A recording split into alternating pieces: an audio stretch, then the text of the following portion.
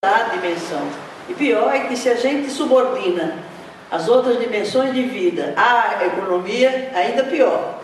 Porque tudo fica reduzido, né, a índices de produto interno bruto, sem isso estar relacionado à distribuição da riqueza que todos produzem, que todos geram.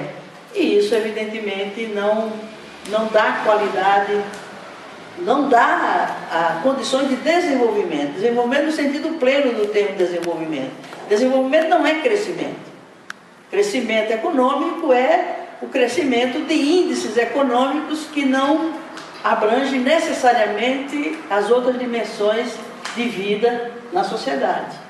Então, nem sempre o crescimento econômico se traduz, né, em qualidade de vida, em desenvolvimento e em realização humana. Desenvolvimento e realização humana. Basta lembrar que na época do milagre brasileiro, na época dos milicos, né, em que o Brasil crescia mais do que a Ásia, no caso do Japão e a Europa e os próprios Estados Unidos, o Brasil chegou a crescer 11%, né, ao mês. E, no entanto, foi um período de maior desemprego e maior pobreza, né, e maior desigualdade entre os trabalhadores, sem falar do problema político, porque o desenvolvimento ele é econômico, social, político, cultural, né, humano, de um modo geral. Então, o crescimento econômico, inclusive, Lúcio Kovarik, aquele professor da USP, um pesquisador, um cientista social, ele diz assim, foi um milagre, no caso do Brasil, foi um milagre perverso, aliás, foi um milagre feito por um santo perverso, que ele beneficiou os ricos e os poderosos e os que tinham privilégios, em detrimento aos custos que foram pagos pela maioria do povo, que foram os trabalhadores. Portanto, nem sempre crescimento econômico, né, expressa desenvolvimento e qualidade de vida de uma determinada sociedade, uma determinada coletividade. Portanto, embora a gente deve celebrar, né, os avanços que houve nos dois governos Lula, no governo Dilma, mas não resolveu os problemas estruturais do país. Os problemas estruturais do Brasil não foram afetados, não foram tocados, nem muito menos no governo Fernando Henrique Cardoso e também não nos governos Lula e Dilma. Por quê? Porque o modelo que foi escolhido, que não difere muito do modelo do Fernando Henrique Cardoso, o que mudou é o foco, né? O foco. Porque sequer a questão do método de gestão na forma de ser governo se modificou. Pelo contrário, eu vou me permitir dizer tudo aquilo que eu penso. Minha origem é o PT, né? Meu compromisso é com o socialismo.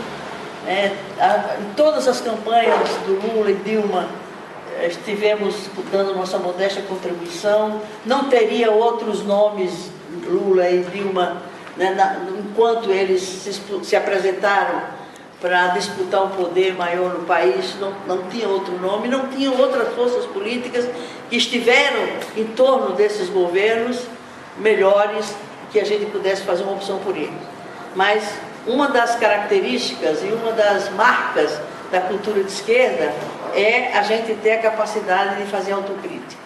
Fazer autocrítica, ter humildade e reconhecer que nem sempre a esquerda acerta.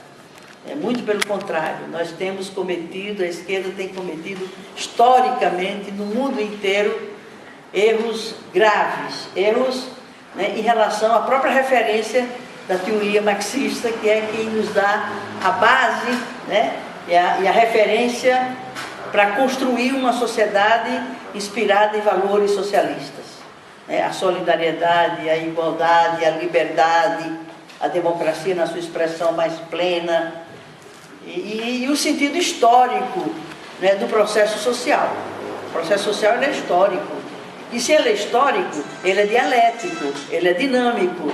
Ele não comporta modelos definitivos, fechados, e sem uma dinâmica que acompanha a dinâmica da história. A gente faz uma análise, nem daria tempo para se fazer essa análise, mas é importante a gente ter na nossa agenda uma análise, né, do fracasso do socialismo real, né, sobretudo na União Soviética. Né? Por que foi aquele fracasso? É porque ele foi ahistórico. Ele negou a raiz do marxismo, que é a dimensão histórica. Né? Ao contrário, eles estratificaram o modelo, fecharam um caixote na forma de conceber a vida em sociedade, com todas as dimensões dessa vida, sem levar em conta a dinâmica da história, a dialética do processo social, né? E, portanto, as mudanças que implicam, inclusive, em modificação da própria teoria, da teoria histórica, do materialismo histórico, né? Portanto, do marxismo. Portanto, eles negaram na prática, na forma de tentar realizar o socialismo na União Soviética. Ali foi um capitalismo de Estado, uma ditadura ferrenha, que não dá para reconhecer aquela experiência, aquele modelo, né, na concepção marxista do materialismo dialético, do materialismo histórico, que a dinâmica da realidade, da natureza, do homem, da sociedade, da economia, da política, da cultura, é uma permanente transformação dinâmica, e uma dinâmica inspirada, né, na espiral dialética da história. A história é construída em ciclos, né, que se sucedem indefinidamente, e isso nos obriga a encontrar soluções, saídas e adequação de um modelo que é inspirado naquela concepção de mundo, que é a concepção marxista, mas tendo que ter, né, a sua adequação a cada tempo, a cada espaço, a cada momento da história humana, sem o que você nega a essência do marxismo, que é a essência da dialética da história, a dialética do processo social, o dialético da vida humana. Então, aqueles modelos pretensamente comunistas e ditos como tendo raiz no marxismo, eles negaram na prática a própria origem de onde nasceu aquele modelo de sociedade, né, e de organização social e de exercício de poder. Portanto, serve para se negar, e é da própria da dialética a negação, é a tese, a antítese, a síntese. Então, se a gente hoje está sendo levado, né, pressionado, nós com nós mesmos, nós entre nós e nós diante do mundo, de fazermos uma autocrítica. O que não deu certo? O que, sabe, no meio do caminho se perdeu, né? E se perdeu junto, o pior é o sonho, né? A utopia, aquilo que nos alimenta, que nos mantém jovens apesar da idade e do tempo. E numa perspectiva que não se limita ao nosso tempo de vida. O nosso tempo de vida, por mais que a gente viva, é pequeno em relação à história. E por que o socialista, o verdadeiro socialista ou a socialista, né, se mantém otimista, se mantém mobilizado, se mantém acreditando, se mantém sonhando, se mantém teimando, se mantém resistindo? Né? Por quê? Porque ele sabe que as metas, né, os objetivos pelos quais o socialista dá a vida, né, e se dedica a esses objetivos e a essas metas, não terminam, não se alcançam no seu tempo de vida. Porque é um processo. Isso é processo histórico, ele é coletivo, e ele não tem limite de tempo dentro do qual se enquadra uma vida humana. De 80 anos, 90 anos, o que é isso diante da história? A história se mede em séculos, em milênios, e não em anos. Quem se mede em anos é a vida humana.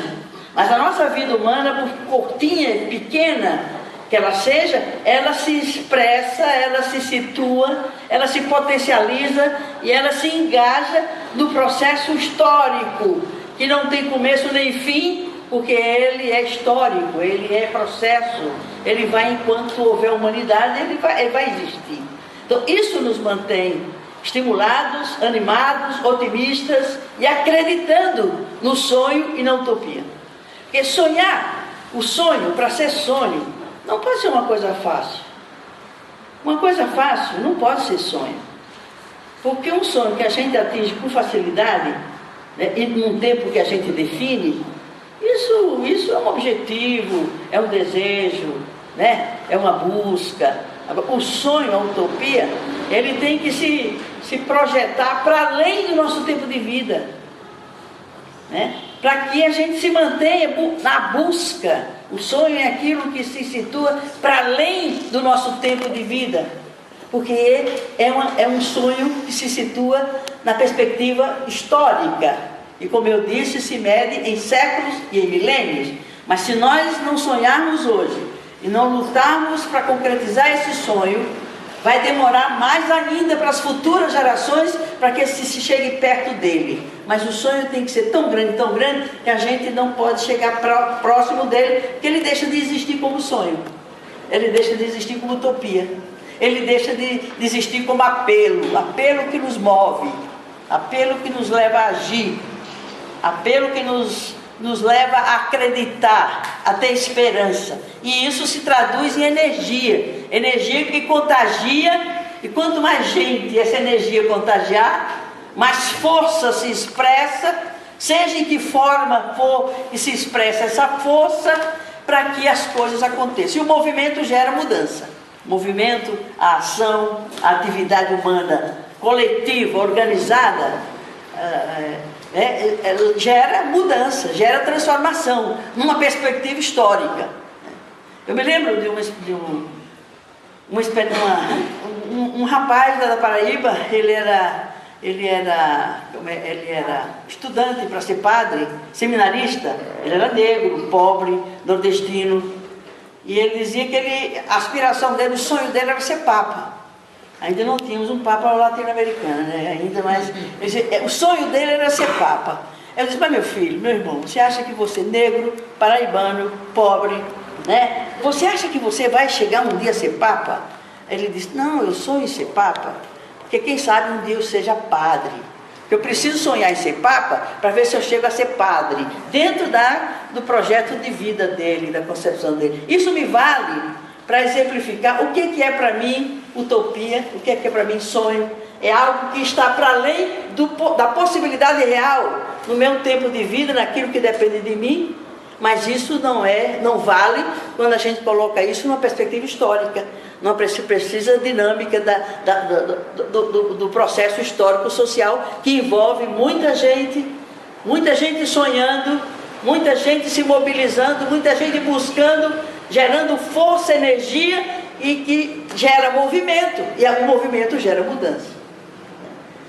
Então isso é uma coisa que me ajuda, né? Sobretudo no momento em que há muito descrédito, muito desânimo, muito desalento, muita desesperança, muita desistência, ficar pelo meio do caminho, né? E eu sempre digo, o desânimo, o desalento, a desesperança é conservadora, é reacionária, porque nos coloca no individual. É nós com nós mesmos. Nós com nós mesmos não vamos a lugar nenhum, ou vamos para muito perto, não vamos muito além. E quanto que a esperança, não é esperança aquele sentimento, Paulo Freire diz, esperança não é esperar não, é esperançar. O esperar dá uma sensação, um sentimento de ficar esperando, paralisado, aguardando que as coisas aconteçam. Enquanto que esperançar dá sentido de busca, de movimento. Por isso que a esperança, o alento, é otimista e ela é revolucionária. A gente não desiste da luta, a gente não desiste de buscar, a gente não desiste de incomodar os outros e contagiar os outros, né? Com esse germe que é o sonho de construção de um mundo mais humano, né? Mais igual, e onde todos têm a possibilidade de ser felizes, que é para isso que a gente nasceu. A gente não nasceu para sofrer, a gente nasceu para sofrer. Difícil porque é um momento de resistência. A gente não tem muito espaço, nem mesmo para estar conversando sobre essas coisas.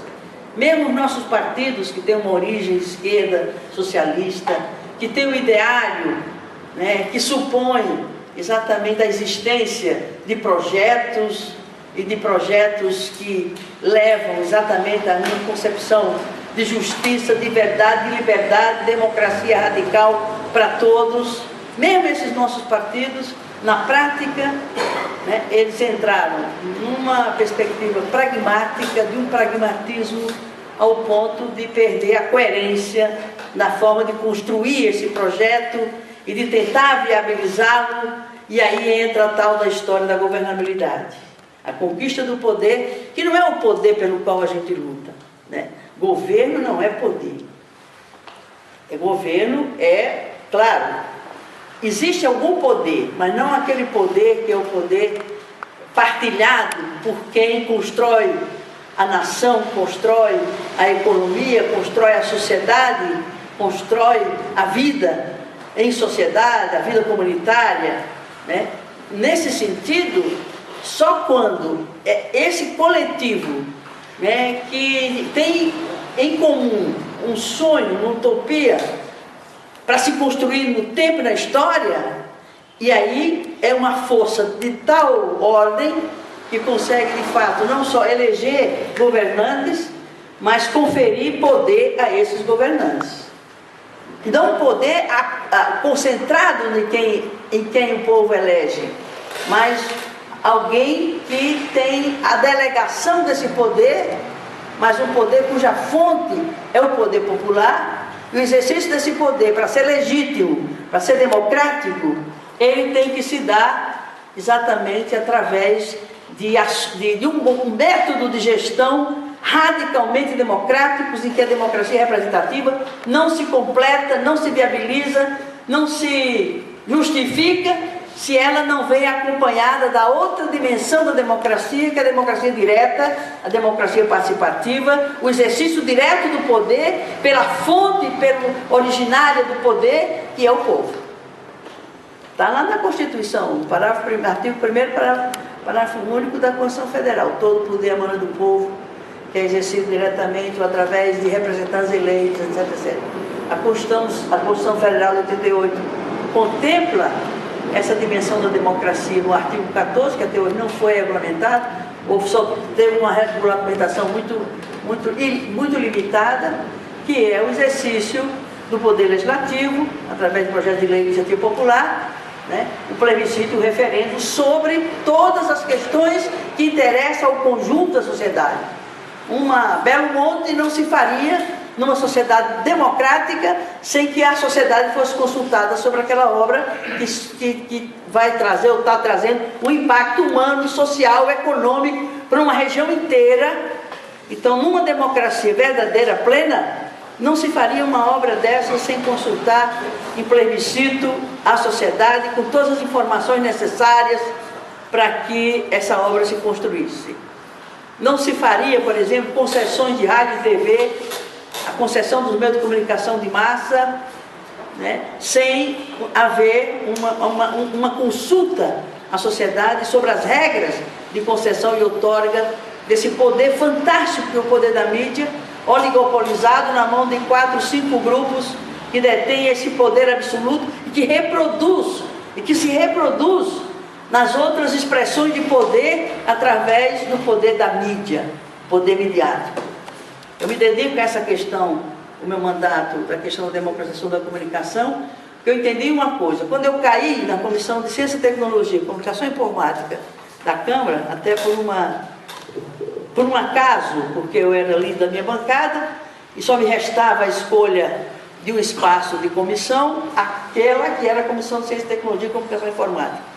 Eu cheguei lá e digo, eu não entendo nada disso, eu sou assistente social, né? Eu lidei sempre com o social, o que é que eu vou entender, né, de regras de concessão, de outorga, de mídia eletrônica, mídia, radiodifusão, não sei o quê.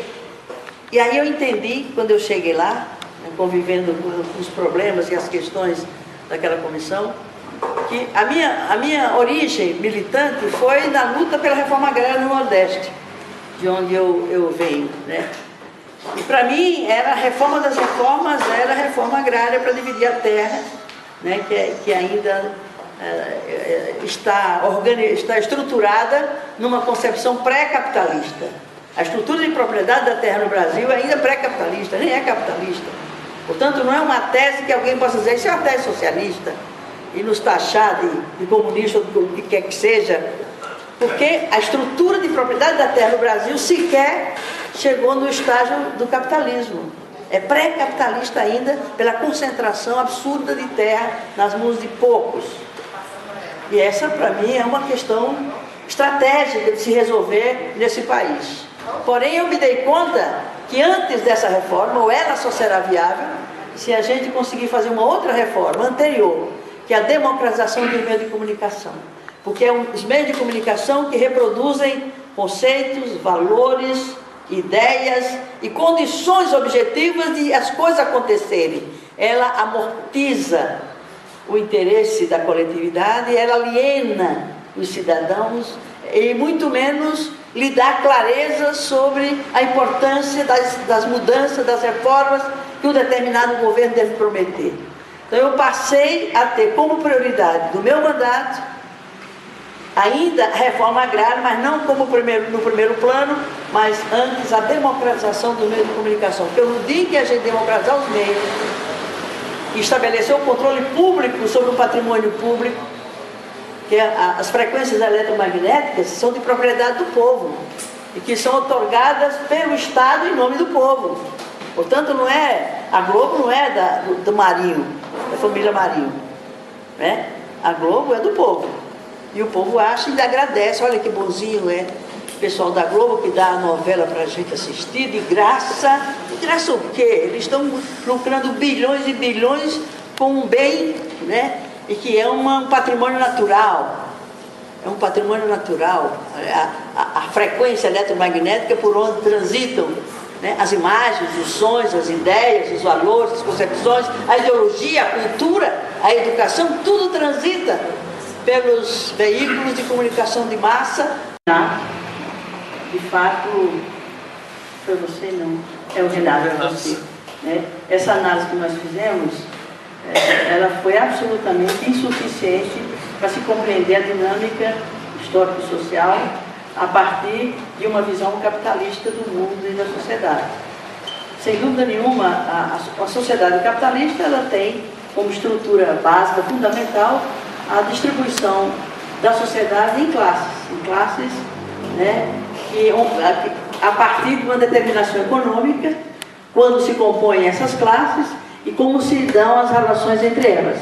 E o que determina que alguém esteja numa posição de classe dominante ou de classe dominada, né, é exatamente a medida de poder econômico e, consequentemente, de poder político e de poder cultural, poder de exercer influência, poder ideológico, que é o que determina como uma sociedade capitalista se estrutura, como ela se organiza e como se dá a dinâmica entre os segmentos que constituem, que se formam nessa sociedade. Ela não é algo estratificado, né, definitivo, ela também passa pela dinâmica da realidade, que é uma dinâmica dialética, e não dá para a gente ter a compreensão de uma sociedade de classe que é a mesma, ou seja, nós vivemos numa sociedade de classe e nós vivemos sobre a égide do capitalismo, na sua expressão mais perversa, que é do neoliberalismo, né?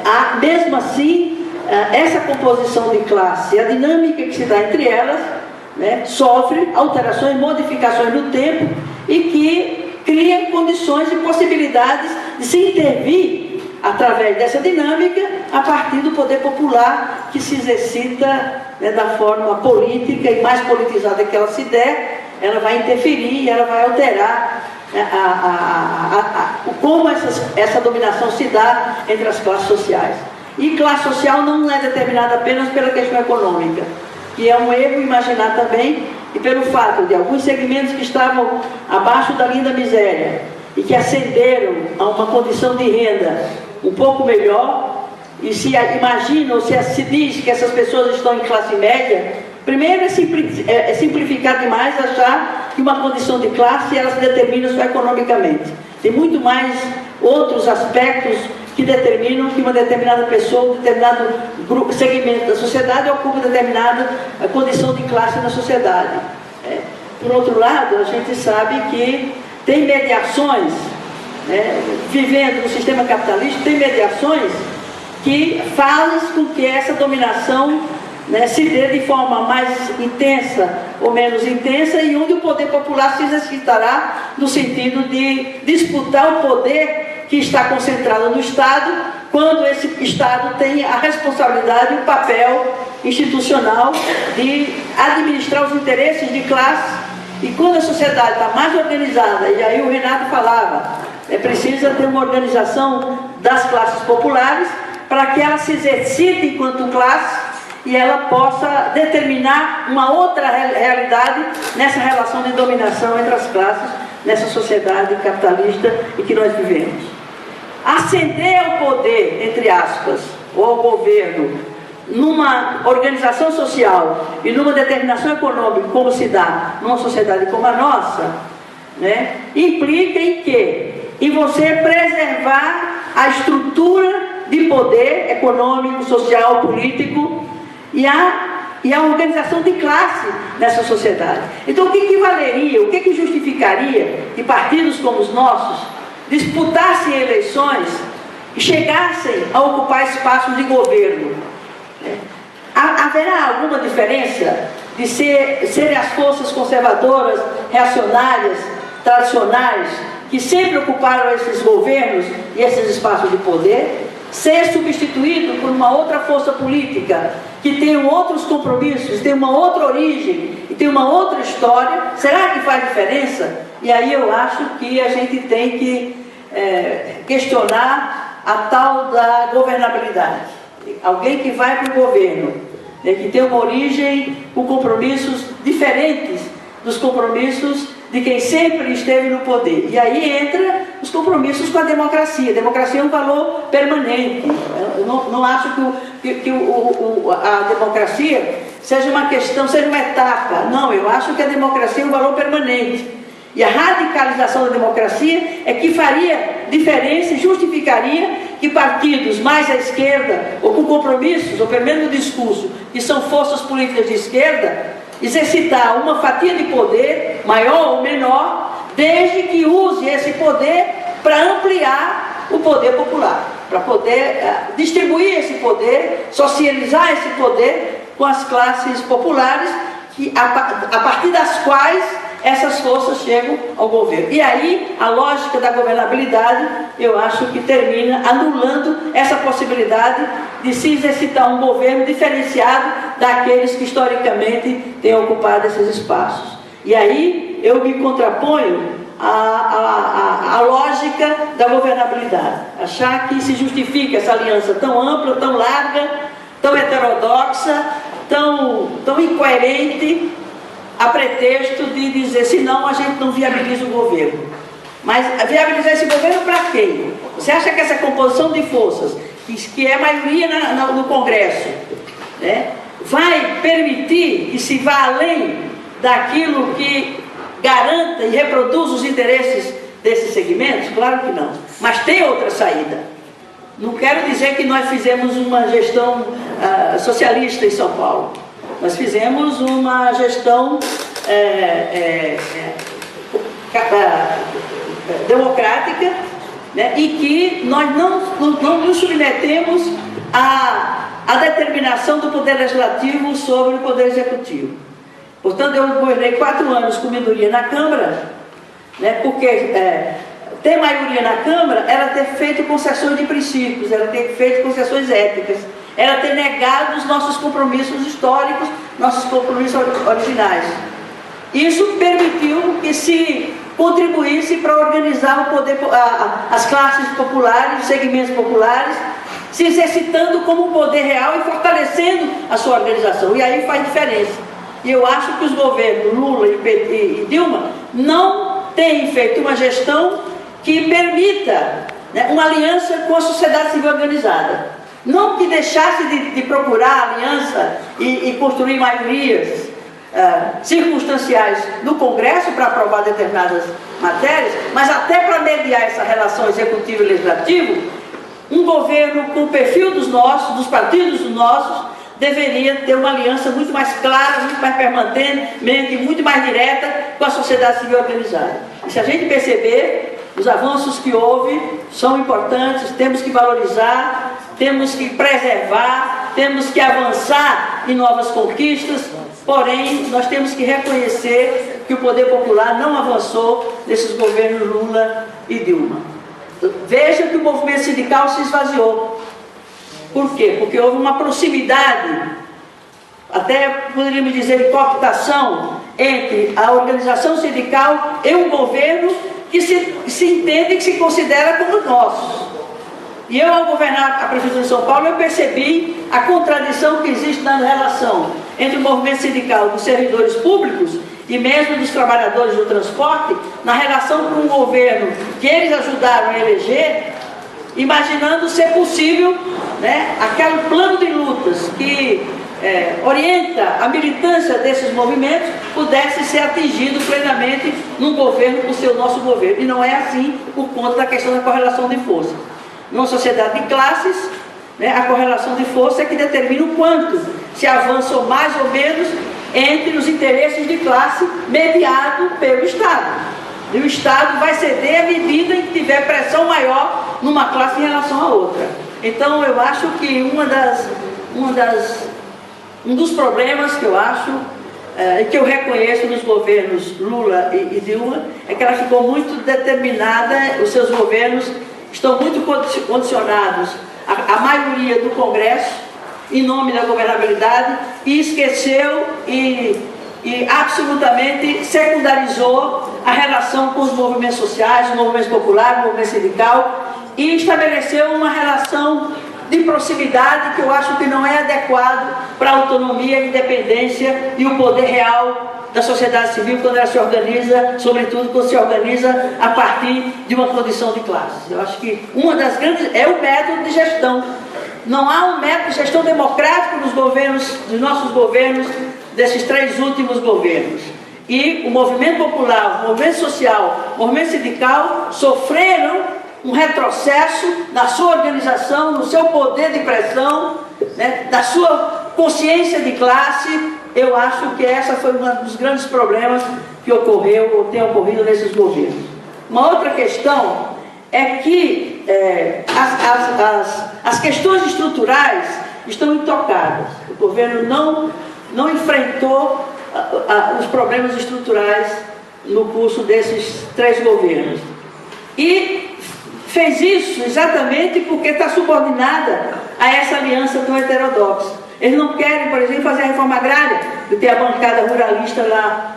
Eles não querem fazer a democratização das comunicações, porque eles se submetem exatamente ao poder da mídia, na perspectiva, inclusive eleitoral.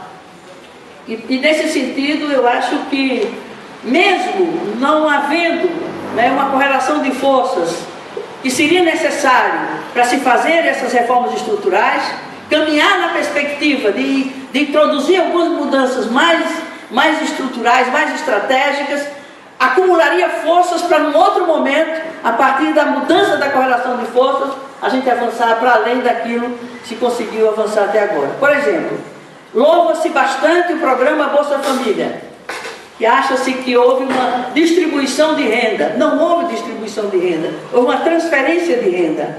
Uma transferência de renda através do quê? Da transferência de recursos públicos que poderiam estar sendo destinados a outras políticas de saúde, de educação, de saneamento básico, de geração de emprego, etc. E se transferiu para uma ação compensatória através dos programas de Bolsa Família. Então, eu acho que isso é ruim do ponto de vista de construir a organização popular, de avançar na correlação de forças e de ter condições de enfrentar as questões estruturais. Por exemplo, a política de salário mínimo, de reajuste para além da inflação, é um mecanismo de distribuição de renda, sem dúvida nenhuma. Por exemplo, uma questão que poderia distribuir renda e não se enfrenta é a questão da estrutura tributária. Né? A distribuição da carga tributária de forma desigual, de modo a penalizar quem tem mais, né, e isentar quem tem menos, né, seria uma forma de distribuir renda fazendo justiça fiscal. E até hoje está intocada a reforma tributária. Portanto, mecanismo de distribuir, por exemplo, tributar a fortuna, tributar o capital, tributar o patrimônio.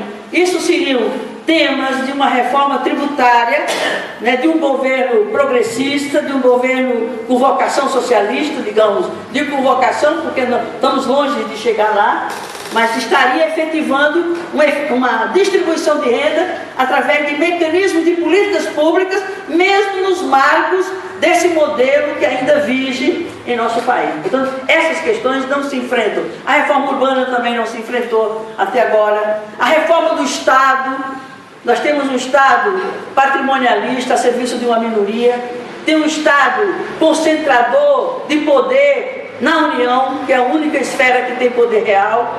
Vai se tirando o poder, ou diminuindo o poder das duas outras esferas, os estados e os municípios. Historicamente, os municípios, como esfera de poder do Estado, sempre foram esvaziados de poder institucional, de poder sobre políticas estratégicas, e fica à mercê, né, das decisões da União, e o bolo tributário fica concentrado apenas na União. 60% do bolo tributário fica com a União. 20 e poucos por cento com os estados e 14, 15% com os municípios. E o município é a face visível do Estado diante do cidadão. E é exatamente por isso que, historicamente, se esvaziou o poder municipal, porque o poder de pressão da cidadania sobre o Estado, no âmbito local municipal, né, e a capacidade de influenciar nas decisões do Estado, no governo local, no governo municipal, daria certamente uma melhor correlação de forças para que as coisas se dessem e se decidissem no interesse da maioria. Então, eu acho o seguinte: nós não temos, né, objetivamente, condições objetivas para já apontarmos na perspectiva de uma condição de correlação de forças que se pudesse ter um governo, né, plenamente autônomo e independente das classes dominantes, e não dependesse do Congresso. Mas se a gente tivesse, inclusive, uma correlação de forças melhor, a gente teria uma composição melhor no Congresso. A representação do Congresso se daria de forma muito diferente daquela que se dá hoje, onde se reproduzem os privilégios e onde o poder real está a serviço de uma minoria, que são as classes que detêm o poder econômico e, consequentemente, o poder político. Portanto, eu acho que nós não temos correlação de força suficiente para que aquele sonho do socialismo que nos anima, nos alimenta e nos move, né, possa se realizar a médio prazo, mas tem que continuar sendo uma meta e um objetivo que a gente busque, que a gente tente, né, a avançar e acumular.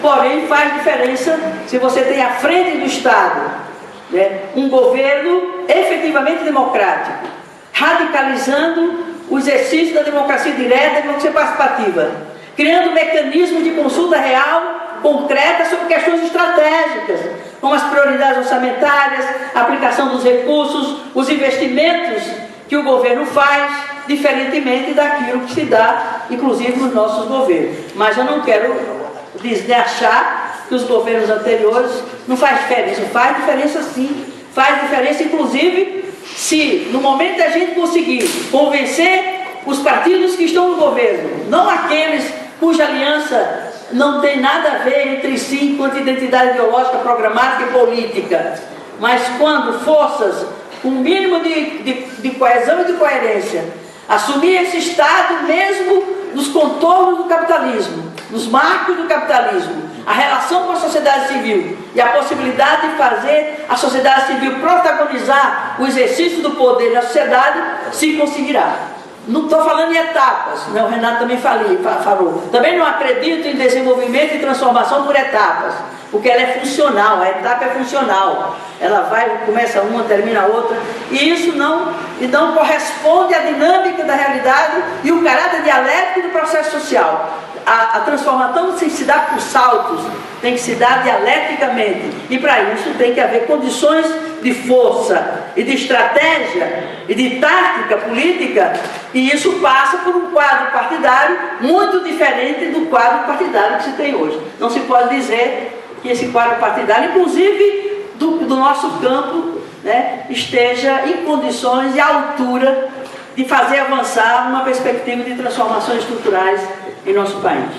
Eu acho que as questões mais importantes, se quanto ao meu partido, não faço nenhuma diferença do meu partido hoje, o PSB, com o que a gente critica e avalia e analisa com pesar em relação ao meu partido original, o Partido dos Trabalhadores.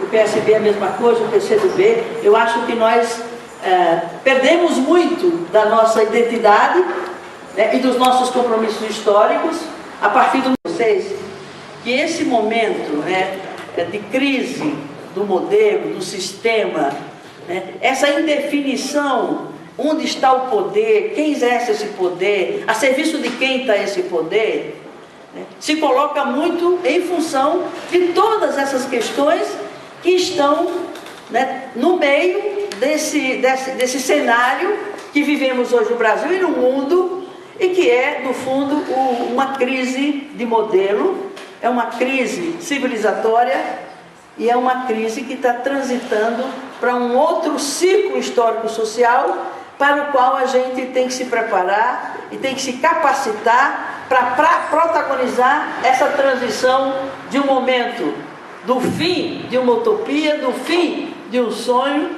que é o sonho socialista, numa transição de um processo histórico-social, de um ciclo para o outro ciclo, em que o ciclo anterior ainda não terminou, o ciclo que vai vir não chegou ainda. Nós estamos numa fase de transição, portanto, de dificuldade, mas também de possibilidades, dependendo do quanto a gente se capacite e o quanto a gente se organize e o quanto a gente se prepare para protagonizar esse momento de transição de um ciclo histórico-social que está se esgotando para um outro ciclo social. E sem dúvida nenhuma, no foco disso se retoma com muita força e com muita urgência a utopia socialista e o marxismo com a força toda como instrumento de análise da realidade, de compreensão da realidade e como base para se construir as estratégias de intervenção humana, social, política, e é através da política que essas coisas vão acontecer. E a política não é essa que nós fazemos de partidos e eleições apenas. Claro que a política envolve partidos, eleições, o poder institucional, mas se não vier acompanhado do poder popular e o avanço da consciência política e da força política da massa, para que ela exercite o poder diretamente, como democracia direta, participativa, nós não sairemos dessa crise. Obrigada. Nós não sairemos dessa crise e o desânimo se abate sobre todos nós e a gente passa a não acreditar mais em nada e aí vai para casa fazer o que em casa?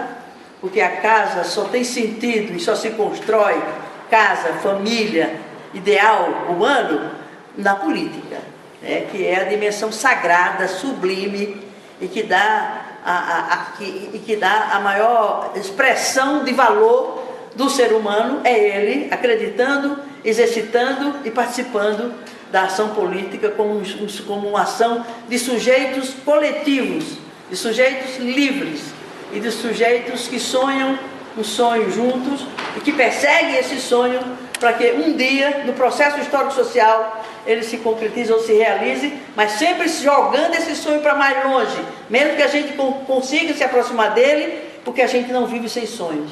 O ser humano não vive sem utopias, não vive sem sonhos. E é isso que nos dá alento, nos dá alegria e nos dá disposição de luta e juventude. Eu dou esse testemunho, não me pergunte a minha idade, porque eu não tenho idade. A minha idade, realmente ela se coloca, com mais ou menos idade, o quanto eu tenho maior ou menor engajamento na busca desse sonho com cada vez mais gente. Se eu não tiver gente, eu vou envelhecer, cuidado, eu não quero envelhecer.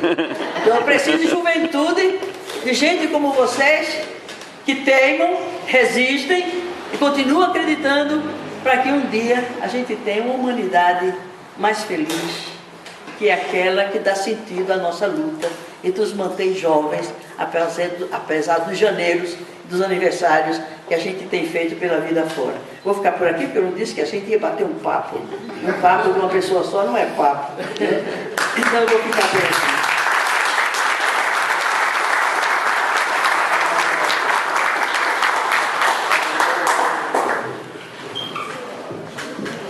Bom, como vamos fazer agora?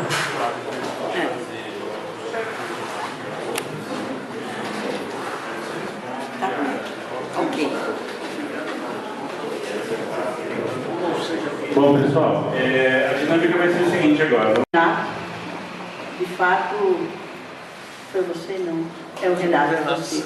Né? Essa análise que nós fizemos, ela foi absolutamente insuficiente para se compreender a dinâmica histórico-social a partir de uma visão capitalista do mundo e da sociedade. Sem dúvida nenhuma, a sociedade capitalista ela tem como estrutura básica, fundamental, a distribuição da sociedade em classes, né, que, a partir de uma determinação econômica, quando se compõem essas classes e como se dão as relações entre elas.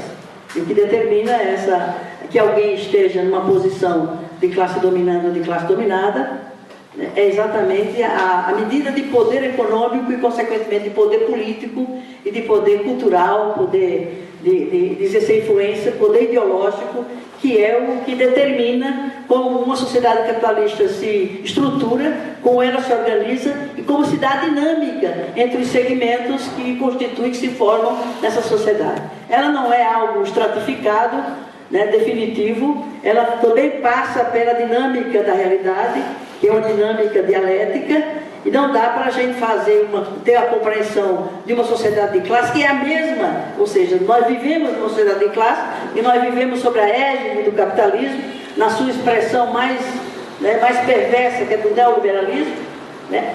Mesmo assim, essa composição de classe, a dinâmica que se dá entre elas, né, sofre alterações, modificações no tempo e que cria condições e possibilidades de se intervir através dessa dinâmica a partir do poder popular que se exercita, né, da forma política e mais politizada que ela se der, ela vai interferir, ela vai alterar como essa dominação se dá entre as classes sociais. E classe social não é determinada apenas pela questão econômica, que é um erro imaginar também, e pelo fato de alguns segmentos que estavam abaixo da linha da miséria e que ascenderam a uma condição de renda um pouco melhor, e se imagina ou se diz que essas pessoas estão em classe média, primeiro é simplificar demais achar que uma condição de classe ela se determina só economicamente. Tem muito mais outros aspectos que determinam que uma determinada pessoa, um determinado segmento da sociedade ocupa determinada condição de classe na sociedade.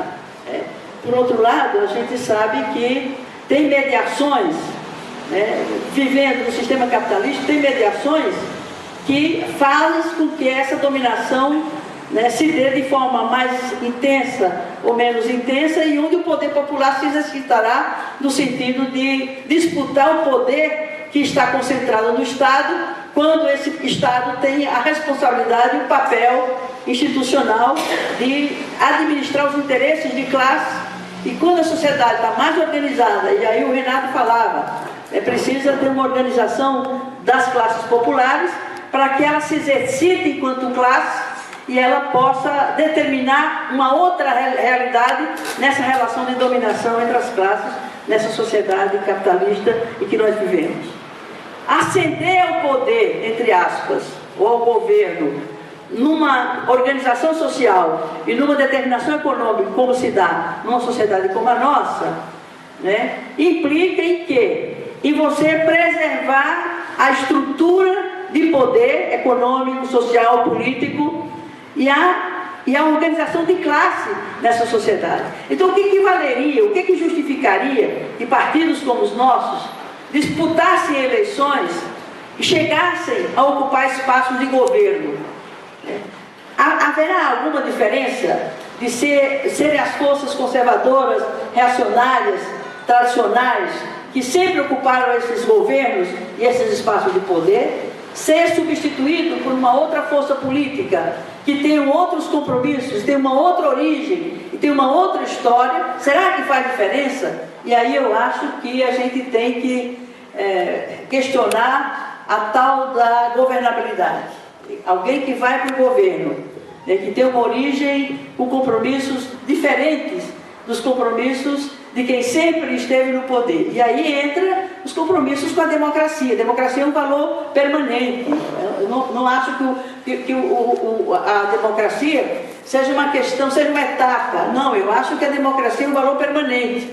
E a radicalização da democracia é que faria diferença e justificaria que partidos mais à esquerda, ou com compromissos, ou pelo menos no discurso, que são forças políticas de esquerda, exercitar uma fatia de poder, maior ou menor, desde que use esse poder para ampliar o poder popular, para poder distribuir esse poder, socializar esse poder com as classes populares, que, a partir das quais essas forças chegam ao governo. E aí, a lógica da governabilidade, eu acho que termina anulando essa possibilidade de se exercitar um governo diferenciado daqueles que historicamente têm ocupado esses espaços. E aí, eu me contraponho à lógica da governabilidade. Achar que se justifica essa aliança tão ampla, tão larga, tão heterodoxa, tão incoerente, a pretexto de dizer, senão a gente não viabiliza o governo.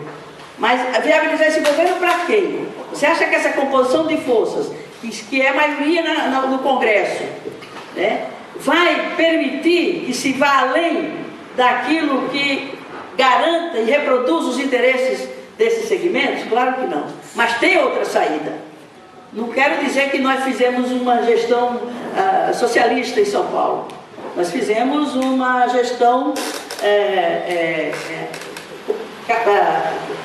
democrática, né, e que nós não nos submetemos à determinação do Poder Legislativo sobre o Poder Executivo.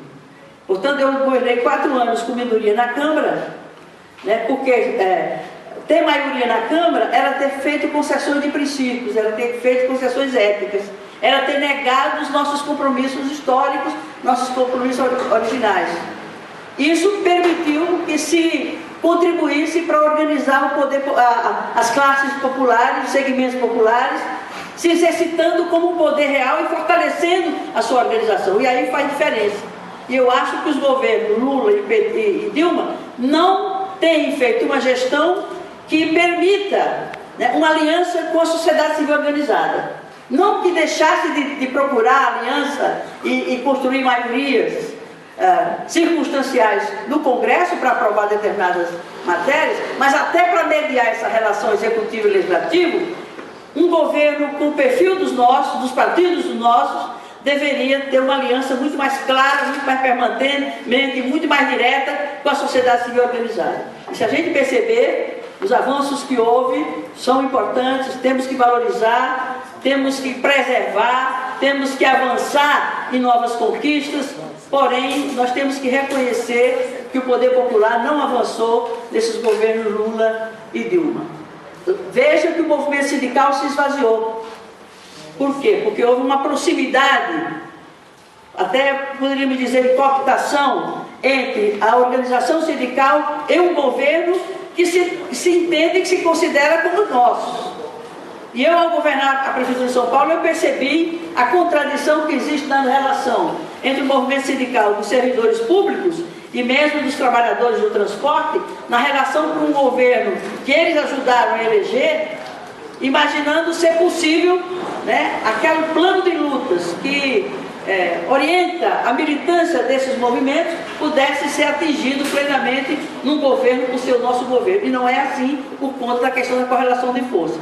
Numa sociedade de classes, né, a correlação de força é que determina o quanto se avançou mais ou menos entre os interesses de classe mediado pelo Estado. E o Estado vai ceder à medida em que tiver pressão maior numa classe em relação à outra. Então, eu acho que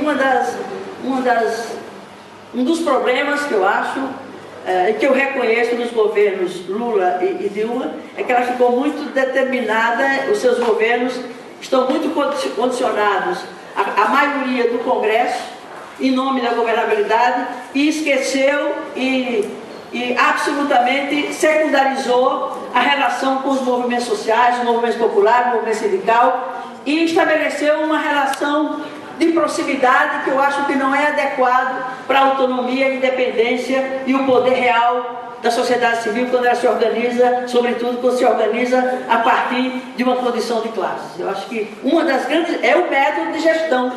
Não há um método de gestão democrático nos governos, dos nossos governos, desses 3 últimos governos. e o movimento popular, o movimento social, o movimento sindical sofreram um retrocesso na sua organização, no seu poder de pressão, né, da sua consciência de classe. Eu acho que essa foi um dos grandes problemas que ocorreu ou tem ocorrido nesses governos. Uma outra questão é que as questões estruturais estão intocadas. O governo não enfrentou os problemas estruturais no curso desses 3 governos. E fez isso exatamente porque está subordinada a essa aliança tão heterodoxa. Eles não querem, por exemplo, fazer a reforma agrária, que tem a bancada ruralista lá. Eles não querem fazer a democratização das comunicações, porque eles se submetem exatamente ao poder da mídia, na perspectiva, inclusive eleitoral.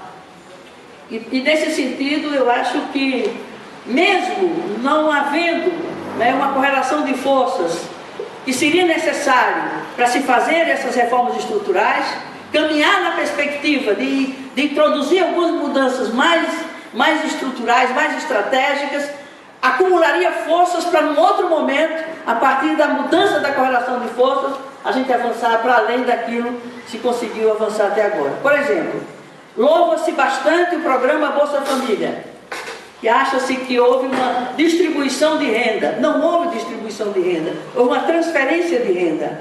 Uma transferência de renda através do quê?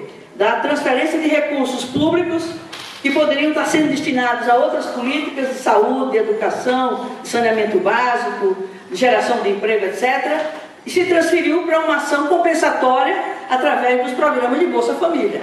Então, eu acho que isso é ruim do ponto de vista de construir a organização popular, de avançar na correlação de forças e de ter condições de enfrentar as questões estruturais. Por exemplo, a política de salário mínimo, de reajuste para além da inflação, é um mecanismo de distribuição de renda, sem dúvida nenhuma. Por exemplo, uma questão que poderia distribuir renda e não se enfrenta é a questão da estrutura tributária. Né? A distribuição da carga tributária de forma desigual, de modo a penalizar quem tem mais, né? E isentar quem tem menos, né? Seria uma forma de distribuir renda fazendo justiça fiscal. E até hoje está intocada a reforma tributária. Portanto, mecanismo de distribuição, por exemplo, tributar a fortuna, tributar o capital, tributar o patrimônio. Isso seriam temas de uma reforma tributária, né, de um governo progressista, de um governo com vocação socialista, digamos, de vocação, porque não, estamos longe de chegar lá, mas estaria efetivando uma distribuição de renda através de mecanismos de políticas públicas, mesmo nos marcos desse modelo que ainda vige em nosso país. Portanto, essas questões não se enfrentam. A reforma urbana também não se enfrentou até agora. A reforma do Estado, nós temos um Estado patrimonialista a serviço de uma minoria, tem um Estado concentrador de poder na União, que é a única esfera que tem poder real. Vai se tirando o poder ou diminuindo o poder das duas outras esferas, os estados e os municípios. Historicamente, os municípios, como esfera de poder do Estado, sempre foram esvaziados de poder institucional, de poder sobre políticas estratégicas, e fica à mercê, né, das decisões da União, e o bolo tributário fica concentrado apenas na União. 60% do bolo tributário fica com a União, 20 e poucos por cento com os estados e 14, 15% com os municípios. E o município é a face visível do Estado diante do cidadão. E é exatamente por isso que, historicamente, se esvaziou o poder municipal, porque o poder de pressão da cidadania sobre o Estado, no âmbito local municipal, né, e a capacidade de influenciar nas decisões do Estado, no governo local e no governo municipal, daria certamente uma melhor correlação de forças para que as coisas se dessem e se decidissem no interesse da maioria. Então, eu acho o seguinte: nós não temos, né, objetivamente, condições objetivas para já apontarmos na perspectiva de uma condição de correlação de forças que se pudesse ter um governo, né, plenamente autônomo e independente das classes dominantes, que não dependesse do Congresso. Mas se a gente tivesse, inclusive, uma correlação de forças melhor, a gente teria uma composição melhor no Congresso.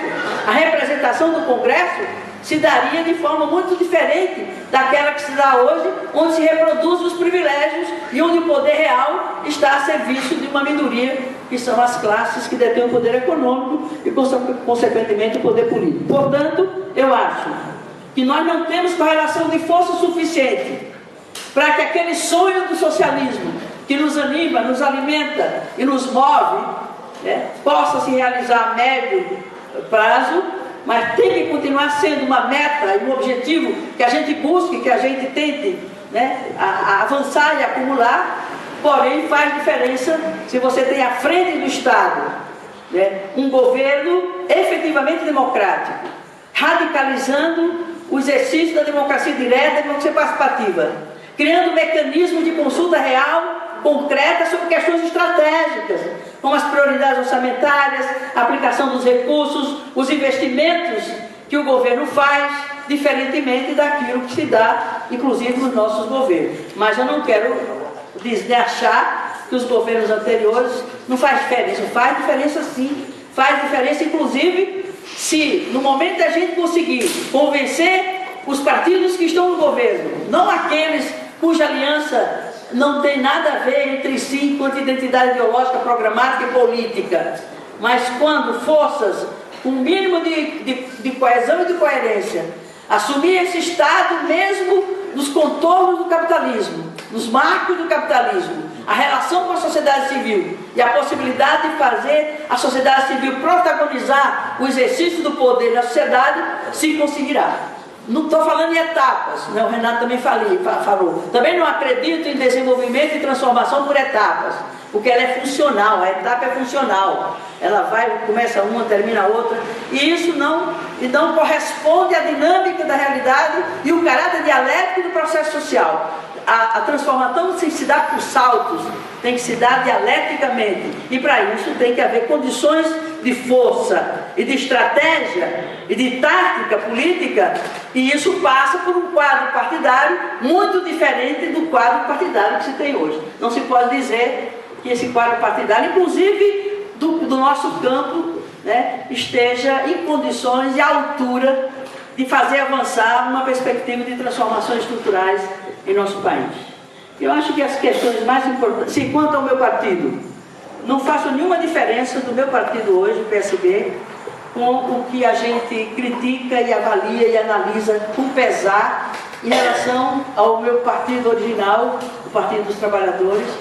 O PSB é a mesma coisa, o PCdoB. Eu acho que nós perdemos muito da nossa identidade, né, e dos nossos compromissos históricos a partir do